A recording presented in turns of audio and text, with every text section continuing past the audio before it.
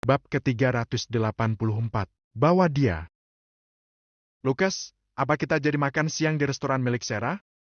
Tadi Sarah kirim pesan bahwa dia sudah selesai makan dan sekarang dalam perjalanan menuju rumah pamannya. Ucap Yasmin sambil memperhatikan mobil-mobil di depan mereka yang bergerak seperti semut saking pelannya. Jadi dong, Yasmin, aku sudah lapar sekali. Restoran milik Sarah adalah yang lokasinya paling dekat dari tempat ini. Apalagi aku tidak sempat sarapan tadi pagi.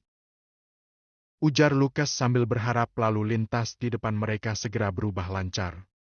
Yasmin dan Lukas memang sedang terjebak macet di jalan raya yang menuju ke resto milik Sarah. Sebenarnya mereka berdua sudah ada janji dengan Sarah untuk makan siang bersama di sana. Tetapi karena jalanan macet begitu parah, rencana mereka akhirnya berantakan. Entah ada apa di depan sana yang menyebabkan mobil-mobil sampai menumpuk di sini. Gumam Yasmin. Hei, hei, hei! Apa kamu lupa dengan apa yang aku katakan kepada kamu kemarin? Tanya Lukas sambil terkekeh. Memangnya kamu bilang apa, Lukas? Aku benar-benar tidak ingat sama sekali. Sahut Yasmin. Hari ini adalah hari jadi kota Rhodes. Sejak tadi pagi, beberapa ruas jalan tertentu digunakan untuk karnaval. Otomatis akan terjadi pengalihan arus kendaraan. Makanya jalanan di depan kita saat ini dipenuhi mobil. Tukas Lukas menjelaskan secara detail. Oh, iya. Aku baru ingat sekarang. Kalau tahu begini, harusnya kita tadi makan siang di kantin kantor saja. Keluh Yasmin yang sudah mulai terlihat jenuh. Ya sudah dinikmati saja. Sekali-sekali kena macet parah di kota yang sekecil Rhodes ini. Hibur Lukas sambil tangannya bergerak menyalakan radio untuk mencari informasi tentang kemacetan di depan mereka. Breaking news! Untuk seluruh warga kota Rhodes, terutama yang tinggal di pusat kota, dihimbau untuk sementara waktu tidak keluar rumah. Untuk yang sedang dalam perjalanan, diharap untuk tidak keluar dari kendaraan. Terdengar suara penyiar dari sebuah stasiun radio yang fokus pada siaran berita dan lalu lintas. Ada apa ini? Gumam Lukas tanpa sadar.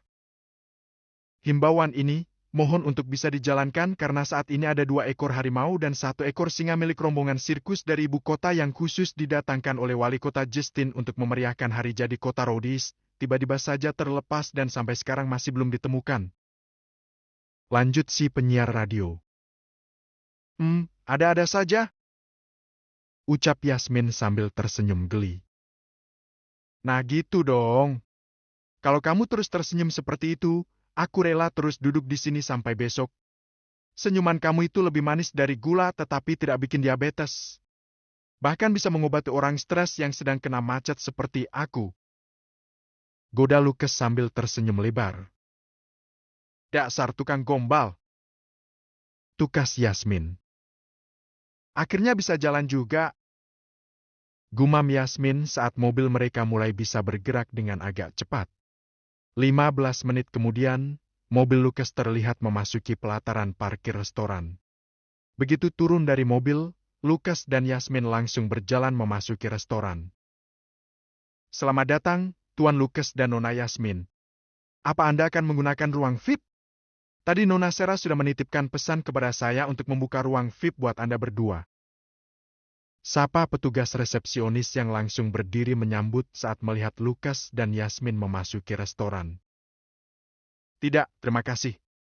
Kami akan makan di ruangan biasa saja. Di sudut sana itu. Sahut Yasmin sambil tangannya menunjuk ke arah meja makan dengan 2 buah kursi di sudut ruang makan yang lumayan luas tersebut. Oke, silakan.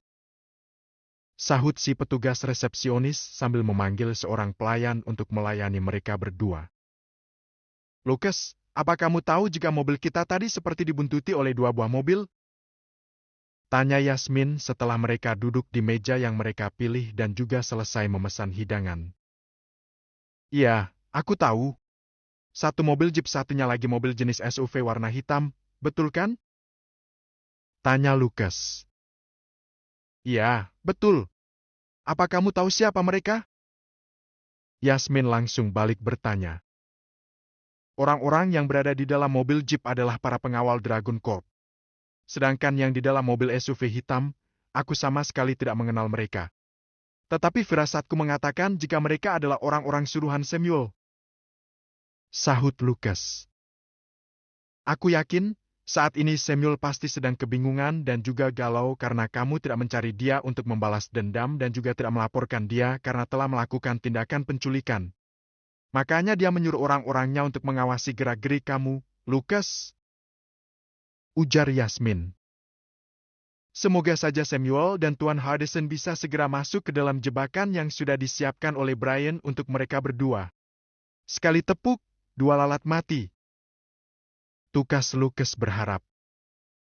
Apa yang akan kamu lakukan terhadap orang yang ada di dalam mobil hitam itu? Aku lihat mereka juga ikut masuk ke pelataran parkir restoran.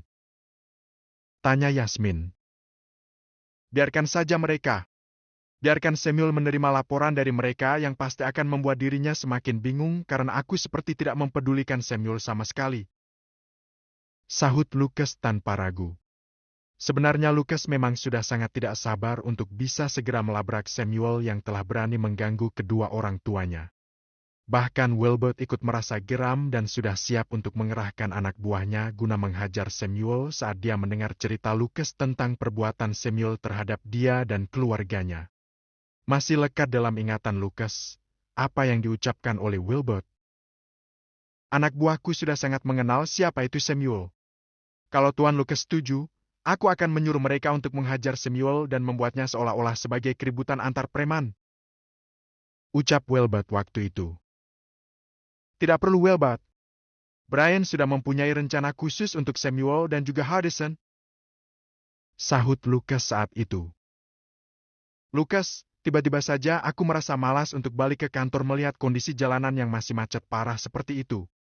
Setelah selesai makan, aku ingin agar kamu mengantar aku untuk menyusul Sarah. Aku ingin menengok Bibi Bruce yang sedang hamil dan sudah lama juga kita tidak bertemu dengan mereka. Ucap Yasmin yang langsung membuyarkan lamunan Lucas. Oke, apa sih yang tidak buat kamu? Sahut Lucas cepat. Hei, hei, hei, bisa saja kamu membuat hatiku meleleh. Seloroh Yasmin sambil terkekeh geli. Sementara itu di sebuah pulau terpencil di Samudera Pasifik tampak Scott sedang menerima latihan terakhir dari si kakek gemuk. Coba kamu lakukan seluruh rangkaian gerakan jurus tinju baja dari jurus 1 sampai 10 Scott. Jangan lupa, salurkan tenaga dalam kamu ke dalam tangan kamu. Ucap sang kakek gemuk. Baik, kek. Sahut Scott. Hayat. Tanpa membuang waktu lagi, dengan sangat gesit Scott segera bergerak dengan sangat cepat melakukan gerakan jurus pertama hingga jurus terakhir dari rangkaian 10 jurus tinju baja andalan si kakek gemuk. Tambah lagi tenaganya. Teriak si kakek gemuk sambil mengoreksi gerakan Scott saat dia anggap kurang sempurna. Ulangi lagi, secara acak. Kerahkan seluruh tenaga kamu, Scott. Terdengar teriakan si kakek gemuk berkali-kali. Si kakek terlihat sangat bersemangat melatih Scott layaknya seorang guru dengan muridnya. 1 kali lagi. Lebih cepat. Teriak sang kakek gemuk. Scott terlihat semakin bersemangat saat mendengar teriakan-teriakan dari si kakek gemuk. Dia terus bergerak dengan semakin cepat dan semakin bertenaga. Akhirnya, aku bisa mewariskan ilmu tinju bajaku kepada orang yang tepat. Semoga saja pilihan aku tidak keliru. Gumam si kakek gemuk dengan raut muka terlihat sangat puas. Cukup, Scott. Gerakan kamu sudah cukup sempurna dan akan semakin sempurna asal kamu mau terus melatihnya secara sungguh-sungguh. Seru sang kakek. Pasti aku akan terus melatih jurus ini sampai benar-benar sempurna, kek. Sahut Scott terlihat sangat antusias. Scott, ternyata aku tidak bisa menunggu guru kamu si tukang cakar itu sampai besok. Hari ini juga aku akan meninggalkan pulau ini karena ada urusan penting yang harus aku selesaikan segera. Aku sungguh berharap jika kamu akan terus melatih jurus yang aku ajarkan tersebut sampai gerakan kamu benar-benar sempurna, termasuk kecepatan maupun tenaganya. Ucap sang kakek gemuk layaknya seorang guru yang sedang memberi pesan terakhir kepada muridnya. Scott langsung menganggukkan kepalanya sebagai tanda jika dia akan mewujudkan harapan si kakek untuk terus melatih jurus tinju baja tersebut. Sampaikan salamku kepada guru kamu. Katakan juga bahwa aku sangat berterima kasih kepadanya, Scott. Sambung si kakek. Baik, Kek, pasti akan aku sampaikan kepada guru. Sahut Scott meski dalam hati merasa sedikit aneh dengan ucapan si kakek gemuk. Sampai ketemu lagi, Scott. Ucap sang kakek yang langsung berkelebat lenyap dari hadapan Scott. Selamat jalan, Kek. Semoga urusan kakek bisa dibereskan secepatnya. Teriak Scott, berharap si kakek gemuk bisa mendengar teriakannya tersebut. Mengapa sikap kakek hari ini terlihat agak aneh? Dia tampak begitu bahagia saat melihat aku bisa melakukan gerakan semua jurus-jurusnya dengan hampir sempurna. Bukankah kalau aku menang melawan muridnya, berarti jurus guruku akan dianggap lebih hebat? Ada apa sebenarnya ini? Gumam Scott dalam hati penuh tanda tanya. Sementara itu, di atas kapalnya yang sudah mulai berlayar meninggalkan pulau, tampak si kakek gemuk berdiri di atas geladak kapal, memandang ke arah pulau sambil tersenyum. Maafkan aku karena telah membohongi kamu, Scott. Biarlah nanti si Modak-chan yang menjelaskan semuanya. Gumam si kakek gemuk sambil terus tersenyum. Tambah kecepatan! Teriak si kakek kepada nakoda kapalnya. Mengapa ban mobil ini bisa tiba-tiba saja kempes? Gumam Sera sambil menghentikan mobilnya di pinggir jalan. Kok kempesnya bisa tepat di jalanan yang sepi begini? Keluh Sera sambil membuka pintu mobil dan langsung turun untuk memeriksa ban mobilnya yang kempes. Aneh, mengapa bisa dua-duanya kempes secara bersamaan? Gumam Sera saat melihat ban belakang mobilnya yang sudah benar-benar kehabisan angin. Di saat Sera akan kembali masuk ke dalam mobilnya untuk mengambil ponselnya, tiba-tiba saja datang sebuah mobil yang langsung berhenti tepat di belakang mobilnya. Austin? Bagaimana dia bisa begitu kebetulan muncul di sini? Gumam Sera saat melihat seorang pria muda keluar dari mobil yang ternyata adalah Austin. Halo Sera, ketemu lagi. Sepertinya kita memang berjodoh. Ucap Austin sudah kembali ke sifat aslinya yang songong. Sepertinya aku sudah menemukan penyebab ban mobilku kempes. Gumam Sera dalam hati. Kelihatannya kedua ban belakang mobil kamu kempes, Sera. Lanjut Austin. Kamu mau pergi kemana? Ayo aku antar, biar mobil kamu diurus oleh sopirku. Ucap Austin lagi saat dilihatnya Sera terus diam sambil memandang dirinya dengan tatapan tajam. Pergilah Austin, aku tidak membutuhkan pertolongan kamu. Sahut Sera masih berusaha untuk bersabar saat firasatnya yang tajam mengatakan bahwa Austin-lah yang telah menyebabkan kedua ban mobilnya kempes. Aku cuma ingin menolong kamu, Sera. Ayolah, tidak perlu jual mahal seperti ini. Aku sungguh tidak suka jika ada yang berani menolak ajakanku. Ujar Austin semakin ngawur. Sepertinya kamu memang tidak bisa dikasih hati, Austin. Sahut Sera terlihat mulai tidak sabar. Aku memang tidak butuh dikasih hati, aku cuma ingin kamu ikut aku. Tidak pernah ada satu orang gadis pun yang berani menolak keinginanku.